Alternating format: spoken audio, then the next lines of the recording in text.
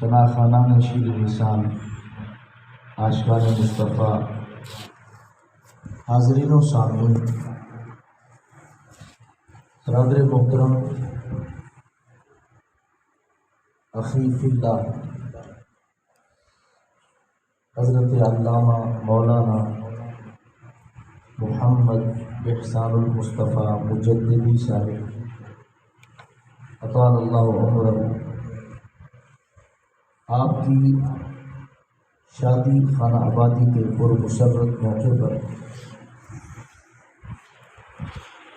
آج کی اس خوبصورت محفل میلاد مصطفیٰ صلی اللہ علیہ وسلم میں شرکت کی سعادت حاصل ہو رہی ہے۔ اللہ تبارک و تعالی بھائی احسان المصطفیٰ صاحب موتیوں کی جس لڑی میں پروئے جا رہی ہے، خالق کائنات یہ رشتہ تادم عزیز ان کا برقرار رکھے اور اس کی برکات و ثمرات انہیں عطا فرمائے، آمین۔ مجھ سے سینئر علماء تشریف فرما ہے، یقیناً وہ بھی اپنے ملفوظات سے معذور فرمائیں گے۔ چند منٹس میں انشاءاللہ اپنی گفتگو کو اختتام کی طرف لاؤں گا بغیر کسی لمبی چوڑی تمہید کے۔ قرآن مجید برہان رشید سے جو آیت میں نے پڑھی اس میں اللہ فرماتا ہے ذالک الکتاب، وہ بلند رتبہ کتاب، لا ریب فیہ، جس میں شک کی کوئی جگہ نہیں، ھدی للمتقین، اور یہ متقین کے لیے ہدایت ہے۔ آج کل معاشرے میں ہر سورج طلوع ہوتا ہے تو کوئی نہ کوئی نیا فتنہ نظر آتا ہے۔ اب ایک موضوع کو ہم شروع کرتے ہیں، ابھی اس کو لے کر چل رہے ہوتے ہیں تو پیچھے سے نیا کانٹا نکل جاتا ہے کہ ہم اس کے پیچھے چلیں۔ ایسی صورتحال میں علماء کی ذمہ داری کہیں پہلے سے بھی زیادہ ہو جاتی ہے۔ ایک مسئلہ ہے مسئلہ علم غیب۔ سید عالم نور مجسم شفیع معظم صلی اللہ علیہ وسلم کو اللہ نے غیب کا علم دیا ہے یا نہیں دیا ہے؟ اہل سنت و جماعت کے علماء ہر دن اس پر تقاریر کرتے رہتے ہیں، اور میں بھی اس پر تھوڑی سی گفتگو کر کے انشاءاللہ اپنی بات ختم کروں گا۔ قرآن مجید کے پہلے پارہ میں سورہ البقرہ کی ابتدائی آیات میں اللہ فرماتا ہے ھدی للمتقین، یہ جو قرآن ہے یہ متقین کے لیے ہدایت ہے۔ اور پھر آگے خود قرآن نے متقی کی تعریف کی ہے کہ متقی کون ہے، فرمایا الذین یؤمنون بالغیب، متقین وہ ہیں جو غیب پر ایمان لاتے ہیں۔ اب یہ میرے دائیں بائیں کثیر تعداد میں علماء تشریف فرما ہیں، ان سے پوچھیں کہ یؤمنون یہ باب افعال کا مضارع ہے اور یہ ایمان سے مشتق ہے، اور ایمان کی ڈیفینیشن کیا ہے؟ ہمیشہ مشتق کے اندر مبدا اشتقاق کا اعتبار ہوتا ہے، تو چونکہ یؤمنون ایمان سے بنا ہے تو جو معنی ایمان کا ہوگا وہ یؤمنون میں معتبر ہوگا۔ ایمان کا معنی کیا ہے؟ التصدیق بما جاء به النبی صلی اللہ علیہ وسلم، وہ دین جو ہمارے نبی علیہ السلام لے کر آئے اس کی تصدیق کرنا، یہ ایمان ہے۔ تو گویا کہ ایمان کا معنی تصدیق ہے، اور یؤمنون بالغیب کا معنی ہوا یصدقون بالغیب۔ ھدی للمتقین، یہ قرآن ہدایت ہے متقین کے لیے، اور متقین کون ہیں؟ جو غیب کی تصدیق کرتے ہیں۔ سبحان اللہ۔ اب یہ سارے علماء نے جنہوں نے منطق پڑھی ہوئی ہے ان سے پوچھیں کہ علم کی دو قسمیں ہیں، ایک تصور ہے اور دوسرا تصدیق ہے۔ تصور بھی علم کی قسم ہے اور تصدیق بھی علم کی قسم ہے۔ تو علم مقسم ہے اور تصور اور تصدیق اس کی اقسام ہے، اور ہمیشہ مقسم اپنی اقسام میں معتبر ہوتا ہے۔ جیسے کلمہ کی تین قسمیں ہیں، اسم، فعل اور حرف، تو کلمہ مقسم ہے اور اسم، فعل اور حرف اس کی اقسام ہے۔ تو مقسم اپنی اقسام میں معتبر ہوتا ہے، لہذا جو اسم ہوگا وہ بھی کلمہ ہوگا، جو فعل ہوگا وہ بھی کلمہ ہوگا، جو حرف ہوگا وہ بھی کلمہ ہوگا، کیونکہ یہ اسم، فعل اور حرف تینوں کا مقسم کلمہ ہے، اور مقسم اپنی اقسام میں معتبر ہوتا ہے۔ تو ایسے علم کی دو قسمیں ہیں، ایک تصور ہے، دوسرا تصدیق ہے۔ تصور بھی علم ہوگا اور تصدیق بھی علم ہوگا۔ تو لہذا یؤمنون بالغیب کا معنی ہے یصدقون بالغیب، جو غیب کی تصدیق کرتے ہیں۔ تو تصدیق قسم ہے علم کی اور مقسم علم ہے، اور مقسم اپنی اقسام میں معتبر ہوتا ہے۔ یعنی تصور اس وقت تک تصور ہو ہی نہیں سکتا جب تک اس میں علم نہ پایا جائے، تصدیق اس وقت تک تصدیق بن نہیں سکتی جب تک اس کے اندر علم نہ پایا جائے۔ تو یصدقون بالغیب، غیب کی تصدیق کرنا، تصدیق تب ہو سکتی ہے جب پہلے علم ہو، جب علم نہ ہو تو تصدیق نہیں ہو سکتی۔ تو لہٰذا جب غیب کی تصدیق کرنے والے متقین ہیں، کہ متقی کے لیے یہ ضروری ہے کہ وہ غیب کی تصدیق کرتا ہو۔ غیب کی تصدیق ہو تب سکتی ہے جب پہلے غیب کا علم موجود ہے۔ جب تک علم نہ ہو تو تصدیق نہیں ہو سکتی، جب تک علم نہ ہو تو تصدیق نہیں ہو سکتی۔ جب متقی کے لیے یہ ضروری ہے کہ وہ غیب کی تصدیق کرتا ہو، وہ غیب کا علم رکھتا ہو۔ تو کہاں ہے تقویٰ اور کہاں ہے نبوت، کہاں ہے متقی اور کہاں ہے نبی؟ کتنے کروڑوں فاصلے ہیں، پھر جا کے مقام نبوت آتا ہے۔ تو جس اسلام میں، جس شریعت میں، جس دین میں ایک بندہ غیب جانے بغیر متقی نہ بن سکتا ہو، وہاں غیب جانے بغیر نبی کیسے بن سکتا ہے؟ قرآن مجید کے یہ الفاظ یؤمنون بالغیب واضح کر رہے ہیں کہ جس رب کے جود و کرم کا یہ انداز ہے کہ اس نے سرکار کے غلاموں نے جو متقی بن جائے اس کے لیے غیب کے دروازے کھولتا ہے، تو ماننا پڑے گا وہ جس کے سر پہ نبوت کا تاج رکھتا ہے اس کے لیے بھی غیب کے دروازے ضرور کھولتا ہے۔ تاجدار ختم نبوت زندہ باد، زندہ باد، تاجدار ختم نبوت زندہ باد، زندہ باد۔ اب دیکھیے اصح الکتب بعد کتاب اللہ، الجامع الصحیح امام بخاری رحمۃ اللہ علیہ کی، کہ پوری امت کے علماء جس پر متفق ہیں کہ قرآن مجید برہان رشید کے بعد سب سے بڑی معتبر کتاب جسے کہا جاتا ہے وہ صحیح بخاری شریف ہے۔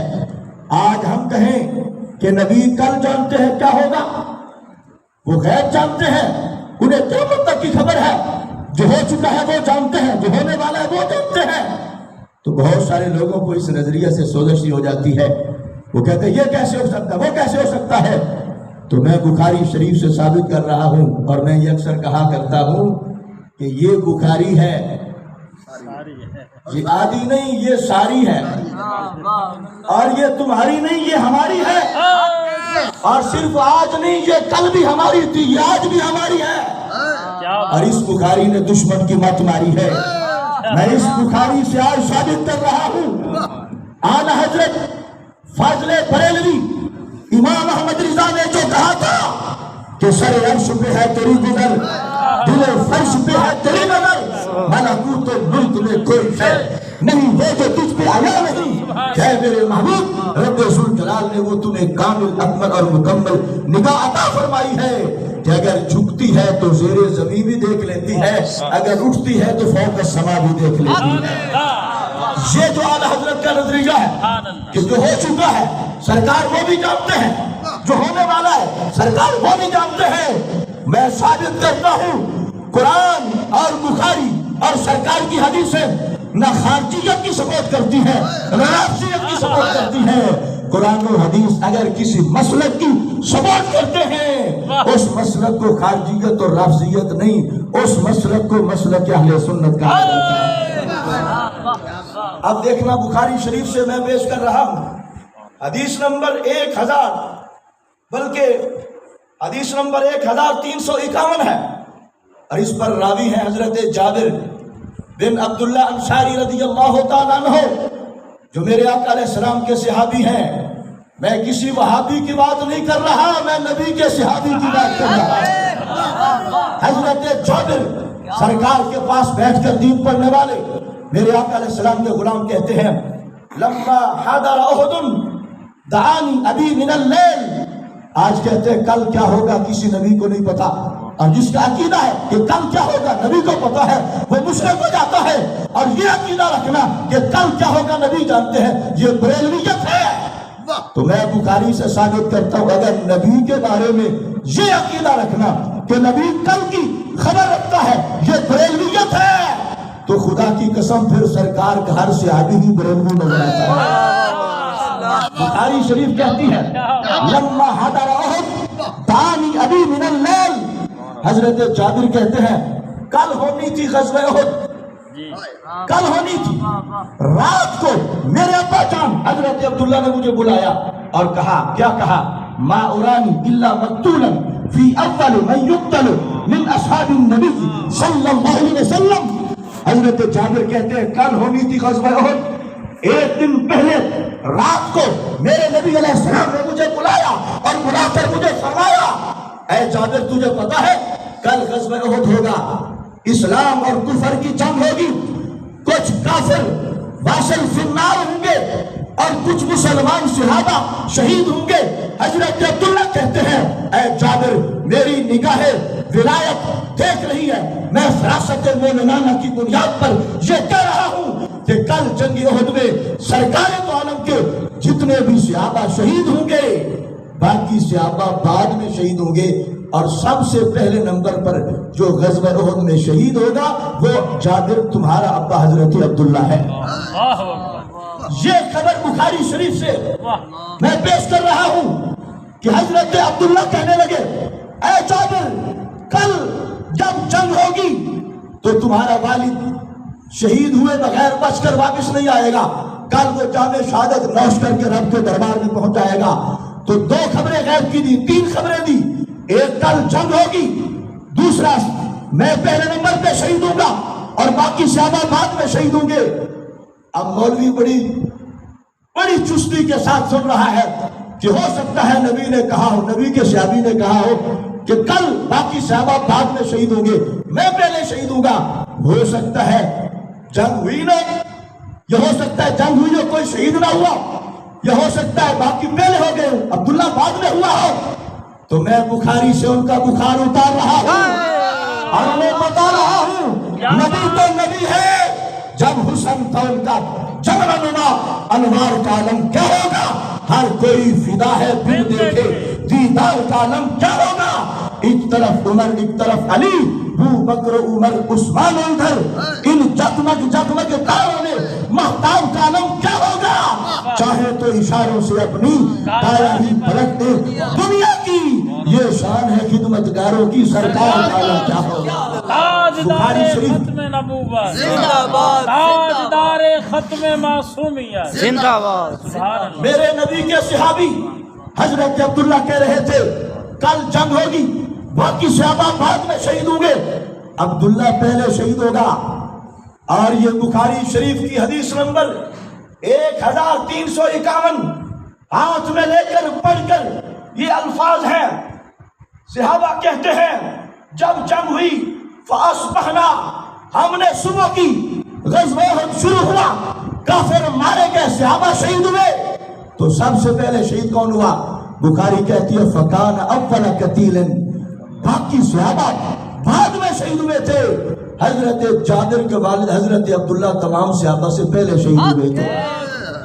اب کہتے ہیں کل کیا ہوگا نبی کو خبر نہیں ہے، یہ بخاری کہہ رہی ہے کہ حضرت عبداللہ نے شہید بعد میں ہونا تھا، خبر پہلے دے کر کائنات پر یہ مسئلہ واضح کیا تھا کہ مستقبل کی خبریں، نبی تو نبی ہے، رب نے مستقبل کے حالات کا پتہ رب کے نبی کے صدقے نبی کے صحابہ کو بھی عطا فرما دیا۔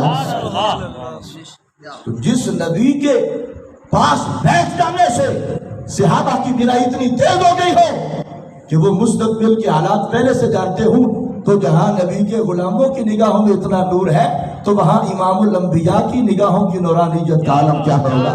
کیا بات۔ اب صرف یہ نہیں، میں ایک روایت اور سرکار کے حوالے سے پیش کر رہا ہوں، یہ مرکات شرح مشکات ہے، اس کی جلد نمبر 11 ہے اور اس کا صفحہ نمبر 83 ہے، 82 ہے، حدیث نمبر 5939 ہے، اور حضرت انیسہ بنت زید بن ارقم رضی اللہ تعالی عنہ اس کو روایت کرتے ہیں، کہتے ہیں ان النبی صلی اللہ علیہ وسلم داخل علی زید یعودہ من مرض کان بہ۔ توجہ کیجئے، میں حدیث پڑھ رہا ہوں تاکہ تمہیں پتہ چلے کہ اہل سنت کا مسلک खोखली बुनियाद वाला मसलक नहीं है। अहले सुन्नत की एक शाख मदीने वाली सरकार से मिली हुई है, दूसरी शाख ताजदार बरेली से मिली हुई है। हमारे नबी अलैहिस्सलाम के सहाबी हजरत ज़ैद रज़ियल्लाहु ताला अन्हु बीमार हो गए। मेरे आका अलैहिस्सलाम अन्ना नबी दखला अला ज़ैद, हजरत ज़ैद के पास तशरीफ ले गए। और किस मकसद के लिए? यऊदहु मिन मरदिन कान बिही, हजरत ज़ैद की तीमारदारी के लिए, हजरत ज़ैद की इयादत के लिए। और ये मसला याद रखना, कोई बीमार हो जाए उसकी इयादत करनी चाहिए, उसकी बीमार पुरसी करनी चाहिए। ये मुसलमान का मुसलमान पर हक है। और मेरे नबी का फरमान है, अगर सुबह के वक्त तुम किसी बीमार की इयादत करोगे, शाम तक अल्लाह के फरिश्ते तुम्हारे लिए रहमत की दुआ करते रहेंगे। अगर शाम को बीमार पुरसी करोगे तो सुबह तक रब के फरिश्ते तुम्हारे लिए रहमत की दुआ करते रहेंगे। इस वास्ते ये बड़ा फैज है।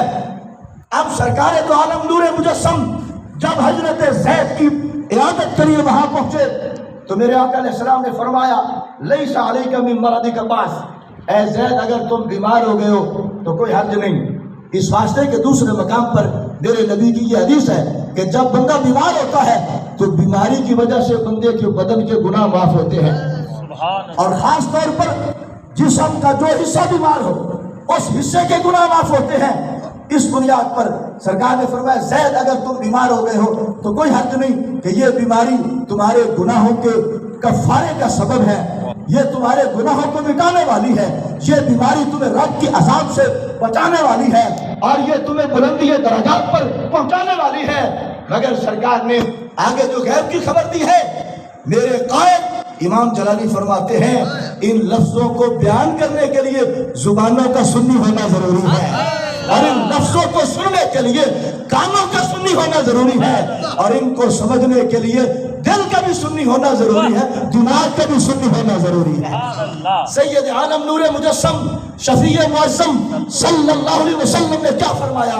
सरकार फरमाते हैं, लैसा अलैका मिन मरदिका बासन, ऐ ज़ैद अगर तुम बीमार हो गए हो तो कोई हर्ज नहीं, मगर ये बताओ वलाकिन कैफ लका इज़ा उमिरता बादी फअमीता, कहा ज़ैद ये बताओ जब मैं दुनिया से पर्दा फरमा जाऊंगा, जब मैं दुनिया से रुखसत हो जाऊंगा, जब मैं दुनिया को छोड़कर आलम बरज़ख की ज़ीनत बन जाऊंगा और मेरी वफात के बाद भी तुम दुनिया में जिंदा रहोगे।